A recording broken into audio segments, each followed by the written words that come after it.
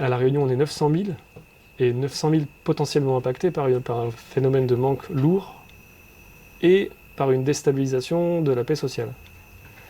Si ça, c'est pas un état d'urgence, alors là, moi, j'y comprends rien.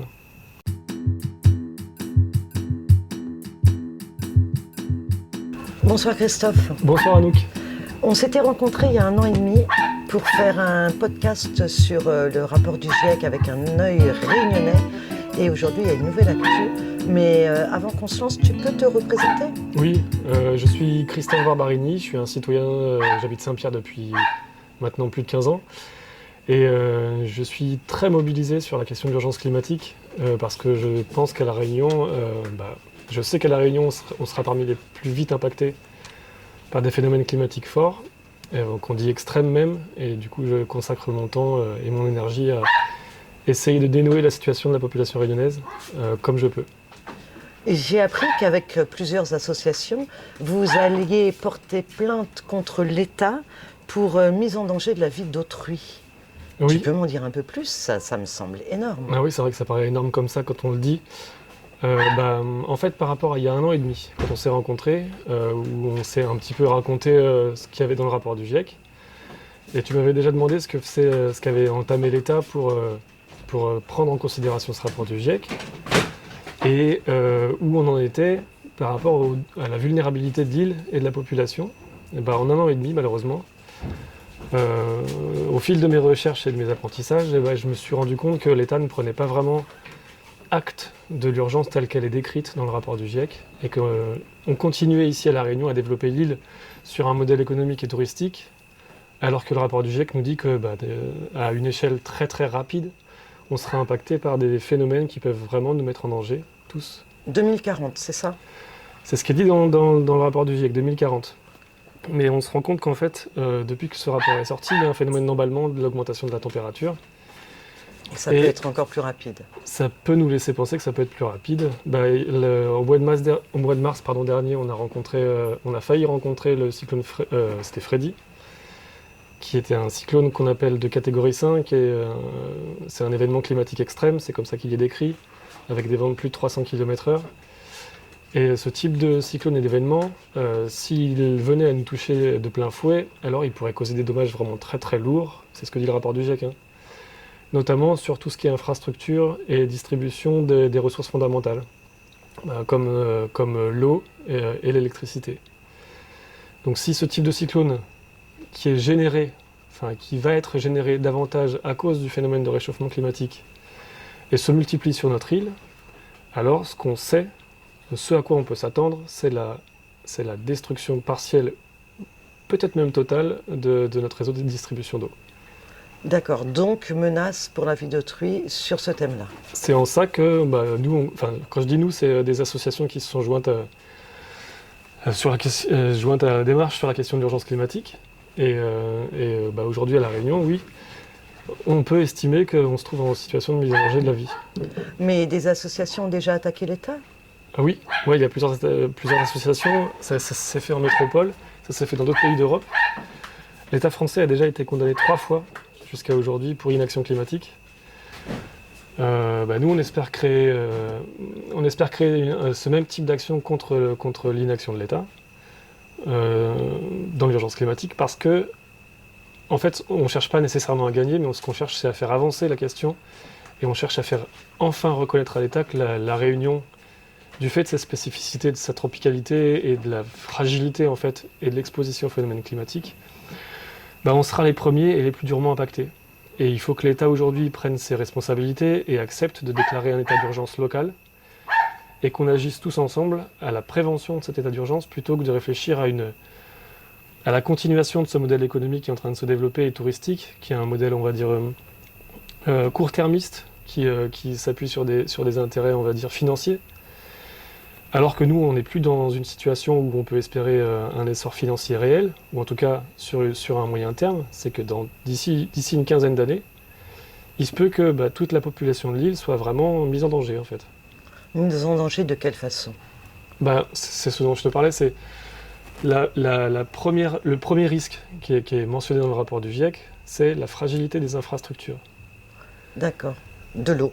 en particulier, de l'eau et de l'électricité. Les ressources dont toi et moi on a besoin de manière fondamentale, chaque jour, et c'est l'eau bien entendu, et l'électricité pour amener l'eau dans chaque domicile, dans le tien et dans le mien. Mais parce que pour l'instant, comment ça fonctionne, l'eau à La Réunion? Là, on n'a pas de problème. Actuellement, c'est pas Mayotte. Tout le monde a de l'eau à chaque fois qu'on en a besoin. Il pleut beaucoup à La Réunion. Et Oui, ouais. on bat des records sans arrêt. Il tombe des trompes d'eau dans Ouais, ça, c'est l'Est vrai et que ailleurs. au niveau du volume d'eau qui touche le sol de La Réunion, il y a beaucoup d'eau qui touche le sol de La Réunion, mais est-ce qu'il y a beaucoup d'eau qui rentre dans le sol et qui nous remplit nos réserves d'eau? Ça, non, malheureusement. Et c'est lié aussi au changement climatique, en fait, c'est que ces précipitations qui touchent notre île, elles sont beaucoup plus courtes qu'avant.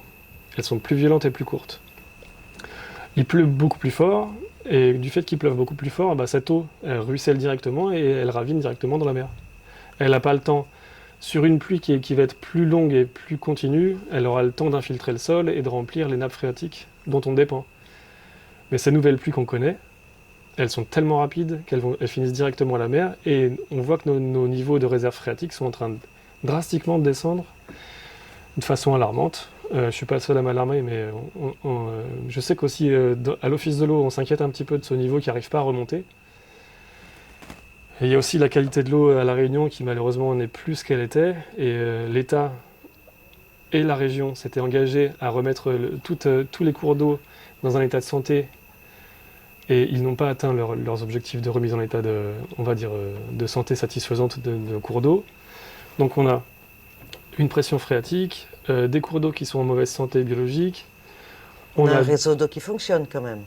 On a un réseau d'eau qui pour l'instant fonctionne, mais qui distribue une moindre partie d'eau. En fait, il y a près de 42% de l'eau prélevée qui est perdue. Donc on a un réseau qui marche, qui arrive à nous satisfaire, mais pas tous. Si je peux te rappeler ce qui s'est passé à Salazie et tout dernièrement, le basculement des eaux, qui a privé toute une population salazienne de sa ressource en eau pour privilégier un transfert de l'eau d'est en ouest. Et ça, est-ce que c'est une bonne chose, ce transfert? Alors, si ça prive Salazie, certainement pas. Mais c'est une fois arrivé dans l'ouest, est-ce que ça, c'est une solution? Une solution, en tout cas, c'est une question très politique, et qu'il faut que chacun prenne à bras le corps, parce que je ne sais pas, est-ce que toi, tu trouves normal qu'on prive une partie de la population de son eau pour la donner à une autre partie de la population qui n'est pas forcément résidente dans l'île, qui vient, on va dire, temporairement, parce que c'est clairement les touristes qui en partie profitent de cette eau qui est déviée. Et il y a encore des gros projets pour avoir encore plus de touristes en plus. Ouais, ça j'espère qu'on aura le temps d'en parler, mais mais en tout cas, moi à mon sens, c'est quelque chose d'inacceptable. On ne peut pas priver une population locale de sa ressource en eau fondamentale pour privilégier, on va dire, une industrie du tourisme qui a une visée seulement financière en fait.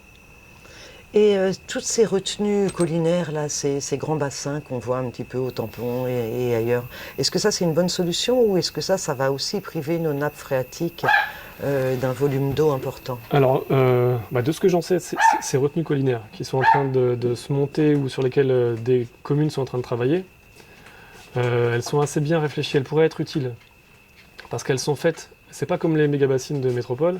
Les méga-bassines, c'est des grandes piscines qui sont remplies directement par prélèvement des nappes phréatiques. Donc qui ponctionnent encore les réserves souterraines pour remplir pour une agriculture industrielle. Nous, nos retenues collinaires, c'est pas ça. Ce sont des retenues qui prélèvent, lors des phénomènes de pluie dont on parlait tout à l'heure, tout l'excédent, toutes les crêtes excédentaires de volume de pluviométrie. Donc elles se remplissent en fait à chaque fois qu'il y a une forte pluie. Et réussir à prélever ces fortes pluies qui normalement ravinent et qui vont directement dans l'eau, c'est pas inintelligent. Ça peut être même très utile dans une situation où on est amené à manquer d'eau. D'accord, donc ça, il faudrait que ça se développe. Il faudrait qu'en tout cas, la population puisse se saisir de toute la problématique, qu'elle comprenne véritablement ce par quoi elle est alimentée en eau, comment cette eau lui arrive dans son robinet, mais pour ça, il faut qu'il y ait une information qui soit vraiment dense et vraiment faite quotidiennement, quoi. Il faut qu'on se rende compte en fait que chacun, dans une horizon très prochaine, on peut être amené à ne plus avoir l'eau qu'on a l'habitude d'avoir. Dès l'instant qu'on l'aura plus comme on veut, il faudra qu'on envisage ensemble comment est-ce qu'on se la répartit. il faut qu'on arrive à s'interconnecter chacun pour que cette eau soit répartie équitablement, et surtout, il faut qu'elle soit répartie selon des pôles de priorité. Ce qui est prioritaire à mon sens, c'est que chaque domicile puisse avoir son eau. C'est pas que telle ou telle industrie puisse faire marcher sa machine, ou alors, enfin quand je dis machine, il y a aussi une machine touristique. Oui, j'entends bien. Et les récupérateurs d'eau, alors c'est petit, c'est très individuel, mais est-ce que ça c'est aussi quelque chose d'avenir ou c'est anecdotique? Bah, les récupérateurs d'eau reprennent le même principe. Ils vont prélever sur les eaux pluviales la partie qu'ils peuvent, le volume qu'ils peuvent, et ils vont permettre à chacun après de disposer d'une eau qui sera on va dire, relativement facile d'accès. Ça, c'est très intelligent, d'autant plus que si on arrive au sein même de quartiers à faire des liens entre nos réserves d'eau, on sera sûr de pouvoir se prémunir de tout le manque que l'urgence climatique nous laisse attendre. D'accord, donc si tu dis qu'il faut qu'on ait quand même chacun une bassine dans notre jardin, ça veut dire que le risque de dégradation est proche, est réel et violent. Oui, ça c'est, c'est pas moi qui te le dis, c'est vraiment le rapport du GIEC. Et il faut savoir que le rapport du GIEC, il est fait de façon intelligente, et en plus, ses rédacteurs l'ont transmis à tous nos dirigeants. Et nos élus locaux sont aussi détenteurs des mêmes connaissances que moi, en fait. Moi, je suis juste allé consulter les documents publics.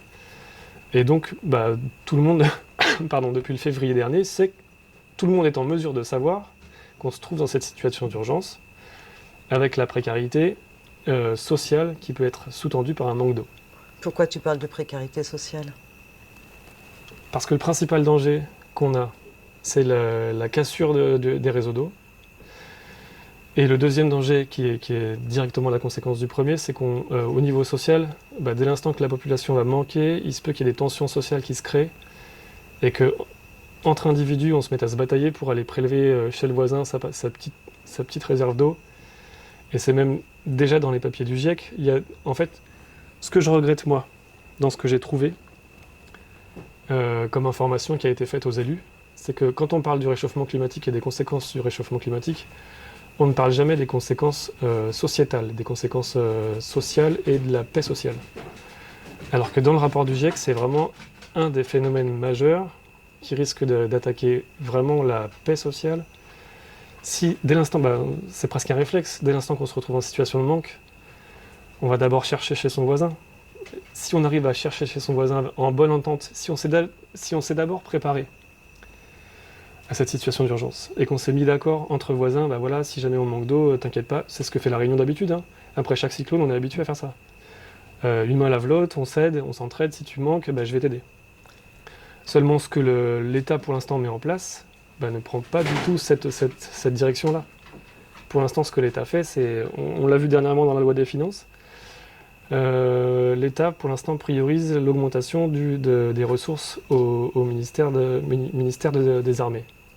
Donc en fait, il y a bien une réaction d'État à cette situation de précarité qu'on va rencontrer, mais visiblement le portefeuille qui augmente, c'est pas celui de la santé publique, c'est pas celui de l'écologie, c'est majoritairement l'armée. L'armée parce que quand tu parles de voisins, nos voisins directs, un petit peu plus loin, pas celui de la rue d'à côté, mais les Malgaches, les Mauriciens, Mayotte, comment ça risque de se passer pour eux ? À Mayotte, ils seront encore bien plus gravement impactés que nous, en fait, parce qu'ils sont déjà en manque d'eau. On a entendu M. Darmanin dire qu'il ne faut pas s'inquiéter pour Mayotte, on leur rapportera des bouteilles d'eau quand ils en auront besoin. On se rend bien compte que l'État est vraiment... l'État est à la ramasse par rapport à cette situation-là. Et ils viennent de voter un plan eau qui va normalement nous permettre d'avoir des fonds pour développer l'eau prioritairement sur Mayotte. Mais on va dire que c'est peanuts, c'est des cacahuètes, quoi. C'est pas du tout suffisant par rapport à ce qu'on va rencontrer. Mais on peut faire quoi alors ? Qu'est-ce qu'on peut faire ? Nous, individus, citoyens Nous, individus et citoyens, on peut déjà prendre conscience de la situation, l'accepter. Il ne s'agit pas d'être alarmiste, parce que si on se met dans l'alarme et dans l'alerte, on risque d'avoir peur et du coup d'accentuer ce phénomène. Enfin, la peur, on sait qu'elle est mauvaise conseillère. Si on se met à avoir trop peur, on va réagir violemment. Mais il faut arrêter de laver nos voitures, De toute façon, on va être obligé. Si on ne le fait pas, on a deux choix. Soit on choisit de le faire dès maintenant, et dès l'instant qu'on le choisit, ça sera vécu avec, on va dire, un changement de confort, mais on peut l'accepter, toi et moi, on peut changer de confort. Soit ce sera subi, soit le milieu, les pluies et les événements climatiques vont nous obliger à choisir, soit commencer maintenant, soit être obligé de le faire de façon violente et drastique à cause des phénomènes climatiques. Moi, personnellement, j'ai déjà fait le choix de commencer doucement à réfléchir à ma consommation d'eau, à ma production de CO2. Et donc oui, il faut que chacun prenne conscience qu'il a le pouvoir de diminuer l'effet de ce réchauffement climatique à son échelle. Mais toi et moi, on n'a pas les moyens directs de faire changer la politique de l'État. Et c'est pour ça que, avec les associations dont je parlais peut-être tout à l'heure, mais on a envisagé cette stratégie du juridique pour attaquer l'État sur différents points, pour qu'il réagisse et pour qu'enfin il admette qu'au niveau local, ce qui nous impacte plus que la difficulté économique, c'est les risques climatiques. Et donc si on a été capable en 2020 de déclencher un état d'urgence, un état exceptionnel d'urgence, où toute la population a pris conscience du danger que pouvait représenter une maladie contagieuse, aujourd'hui, à La Réunion, on est 900 000, et 900 000 potentiellement impactés par un phénomène de manque lourd et par une déstabilisation de la paix sociale. Si ça, c'est pas un état d'urgence, alors là, moi, j'y comprends rien. Si vous portez plainte, vous êtes tout un collectif, j'imagine, autour de cette plainte-là. Ouais. Ça peut prendre combien de temps ? Le temps de la plainte, je ne sais pas. Pour qu'il y ait des réactions et pour qu'il y ait justement que l'État change un petit peu de cap. La plainte aura autant d'effets qu'il y aura du monde qui va la nourrir. Plus il y aura de plaignants, plus l'État va se rendre compte qu'on a conscience de ce dans quoi on se trouve et qu'il faut vraiment se bouger en fait. Et comment faire alors si nous aussi on veut se porter plaignant, on veut vous encourager, on veut vous aider, on veut être dans ce mouvement-là, qu'est-ce qu'il y a à faire ? Qu'est-ce qu'on peut faire ? Ce qu'on peut faire, on peut se rapprocher des associations qui sont proches de la plainte. Pour l'instant, il y a Extinction Rebellion, il y a Greenpeace, il y a Domoun La Plaine, qui est aussi sensible à l'histoire. Domoun La Plaine, j'ai pas besoin de la présenter, si ? Présente, vas-y. Domoun La Plaine, c'est une association qui bataille contre un projet, on va dire, anachronique de parc du volcan à Bourmurat. Tu vois, c'est ce type de projet-là touristique et qui a des visées seulement financières qu'il faut que l'État arrive à juguler. Donc je te parlais, donc, il y a Domoun La Plaine, il y a Attaque aussi, et il y a l'association des citoyens de Saint-Pierre, dont je fais partie. Moi j'habite Saint-Pierre depuis, j'ai déjà dit je crois. Oui, tu m'as déjà dit dès le début, c'est important, t'es Saint-Pierrois. Ah, oui. Ok. Il n'y a pas une association qui s'appelle aussi Domoun de l'eau ou quelque chose comme ça ? Domoun de l'eau, c'est un collectif. C'est un nouveau collectif qu'on est en train de créer sur la question de l'eau, justement. Le but de ce collectif, c'est de mettre en lumière toutes les fuites du réseau et de mettre en lumière aussi toute cette fragilité qu'on a par rapport à la ressource en eau. Si vous voulez vous rapprocher de Domoun de l'eau, oui, ça peut être intéressant. Pour l'instant, il n'y a qu'une page Facebook. C'est vraiment un collectif qui est naissant. Et on espère que déjà les associations dont je t'ai parlé, j'espère qu'elles vont s'associer à Domoun de l'eau. Mais c'est pour que cette question de l'eau qui est prioritaire soit vraiment partagée et que chacun puisse rentrer dedans sans forcément justifier de telle association ou de telle origine. Voilà, c'est vraiment un groupe qui se veut ouvert à tous, quoi. Ok. Focalisé sur l'eau. Focalisé sur l'eau. On y croit, un petit message positif là pour pas... Sur le pouvoir du juridique. Sur le pouvoir du juridique. Moi, si je me mets corps et âme dedans, c'est parce que je suis convaincu que c'est par je suis convaincu du fait qu'on se trouve dans un état de droit et que c'est par le droit qu'on arrivera à faire bouger l'État. Si je sais que d'autres que moi dans les mouvements militants sont plus enclins à de la désobéissance civile, donc à aller, on va dire, empêcher ou alors altérer certains endroits, certains lieux, on va dire certaines industries. Je pense à ce qui s'est passé normalement chez les cimentiers ou en métropole où il y a des militants qui sont venus casser. Je sais que dans les mouvements militants que je peux côtoyer, il y en a qui sont tellement alertés que ceux-là imaginent aller au-delà de la loi pour faire avancer les choses. Moi, je fais partie de ceux qui pensent que par la loi, et si on s'approprie tous notre pouvoir légal, on pourrait davantage faire bouger les choses. Donc si on se sent intéressé, on peut donner la main en se rapprochant des associations, surtout Greenpeace, parce que c'est elle qui recueille... non, il y a XR, Greenpeace. Je ne veux pas toutes les redire, mais en fait, toutes ces associations-là, elles sont sensibles. Si on s'en rapproche, On peut rentrer en lien avec la cellule qui est en train de créer la plainte, et on a besoin de bras, on a besoin d'intelligence, on a besoin de soutien, et il ne faut pas hésiter à venir nous aider. Et je suis sûr que tous ensemble, on gagnera à faire bouger les choses. Ok. Donc en attendant, on ferme bien le robinet quand on se brosse les dents et on se retrouve quand la plainte est déposée pour voir ce que ça donne et pour faire le point. Avec grand plaisir, on commence par ça, et puis nous tiens bon, nous l'a pas, et Ne tiens, nous n'arrive pas. on y arrivera. On y arrivera. Merci Christophe. Merci à toi, Anouk.